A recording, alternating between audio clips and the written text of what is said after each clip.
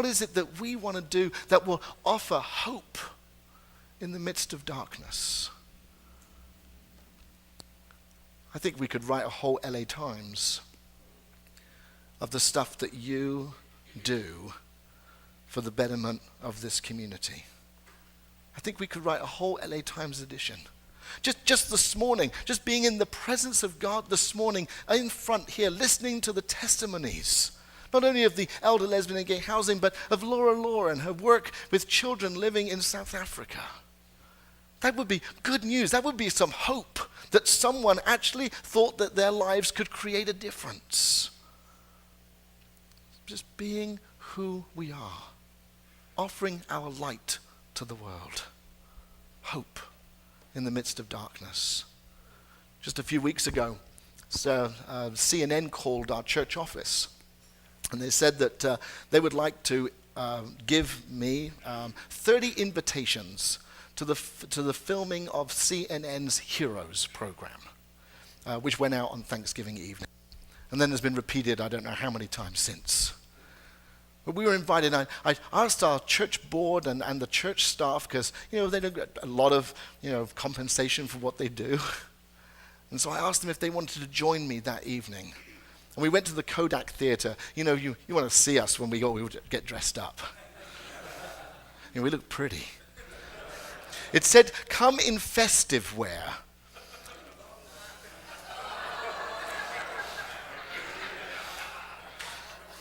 I didn't know that festive wear meant tuxedo. But somehow to some straight people it does. I got a phone call from a friend of mine who got there before us, and they said they're all in tuxedos and cocktail dresses. Oh. I was appropriately dressed for the evening. Festive wear. So we all got to this wonderful event, and it was so heartwarming to hear the stories of 10 ordinary people like you and I that had been voted on as heroes. A woman who goes to Cambodia twice a year and works with the children who literally have to work through the dumps and find food for that day. She decided that these children needed a better chance. And so she took these children, and she used to live there, and so she had a home that she then converted into a school. And she took these children, and from her salary that she makes here in the United States, she would send 90% across, and that 90% fed those children and provided books and provided education for those children so that they might get a better day. Unsung heroes. Ricky Lake's nanny, who has been Ricky Lake's nanny for 10 years now. She started to work with some of the other nannies in Los Angeles, and each of those nannies would give $20 of their salary at the end of each month, and then she would use that money to send back to the country where she came from, to feed and clothe and to give other children a better chance. One young man who lives in the United States who worked out that he could use his own company and some of the incredible resources at his feet to be an immediate rescue for for some of the places that have been hit by hurricanes, and to be able to go in and do some of the things that somehow our government, with all of its money and resources, aren't able to do. Well, at least not do it as quickly as it should do it, but somehow get there 5 years later. It worked out that he could use his resources to go and make a difference. Random acts of kindness, bringing hope to the world. You see, these weren't people with lots and lots of money, although this young man did have quite a bit of money. These weren't people who wanted or sought out notoriety to become famous. These were ordinary men and women like you and me, who were just doing what they thought they should do.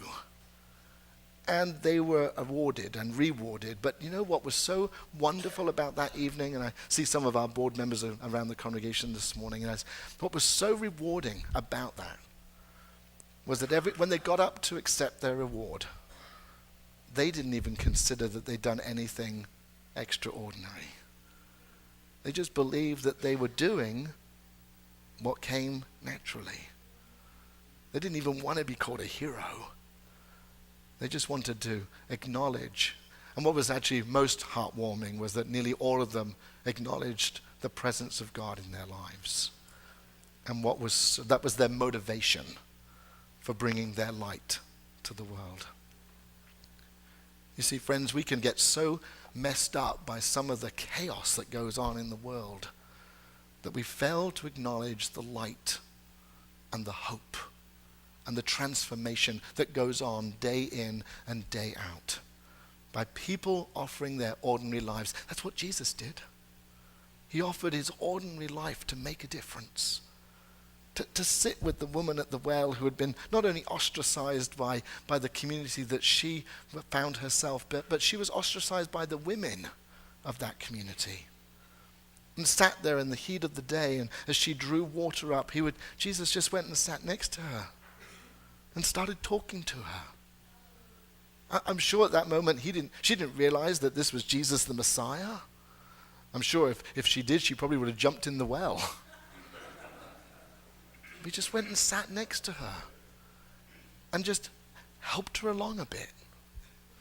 Or the Jesus who saw the faith of those folks who had dragged this poor paralyzed man through the crowd, and because they couldn't see Jesus, they put him on his shoulders and they got up into the tree, and then they destroyed the house and put the basket down in front with this young man on, the paralyzed man. And Jesus, who just wasn't full of his own importance and said, I haven't got enough time, saw the chaos and went up to the young man and said, get up and walk. Your faith has made you whole.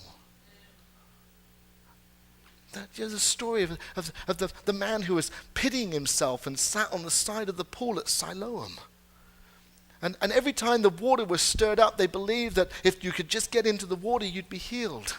But every time that he tried to get in, everybody else would get in front of him because he couldn't move his own body. And Jesus, who just came along and sat with the young man, took the water and made him whole. Or the poor blind man who had been sat by the roadside for I don't know how long. Perhaps that's where he spent his whole life. And Jesus, who came along and spat in his hands. He didn't conjure up some big miracle and call down the heavens and the lightning and the thunders that we get to see in all the big epics at Christmas. Just spat in his hands and took some soil and made it into mud and placed it on his eyes. And as soon as he placed it on his eyes, the blind man was able to see. You see, that's the hope that we have in the world. That's what you and I are called to offer to the world. Not some big grandiose message, just simple good news. That there are people like you and me who get to come along and sit with someone for 5 minutes and make them feel special. That we get to respond to an email from Lucia, who says that I've got to move house in 2 weeks. And Lucia says, I don't know where I'm moving to because I don't have enough money to move. But she puts out an appeal and says, can someone just help me pack up some things because I've got a bad back and I can't do it myself. And we come running. And we get out there. Or Alex, who puts out an email and says that we need some new lay pastoral assistants next year. And we need folks who will just spend a little time of their week, perhaps going down to Kaiser or to some hospital, and sit at the bed of someone who's got no relatives, who just doesn't know what to do, or someone in our own congregation. And I just want you to go and sit with them for 5 minutes. Because, Alex can't do it all. There's too many of us in the hospital for him to get round and see every day. So we ask you to be the hands and the feet and the heart of Jesus.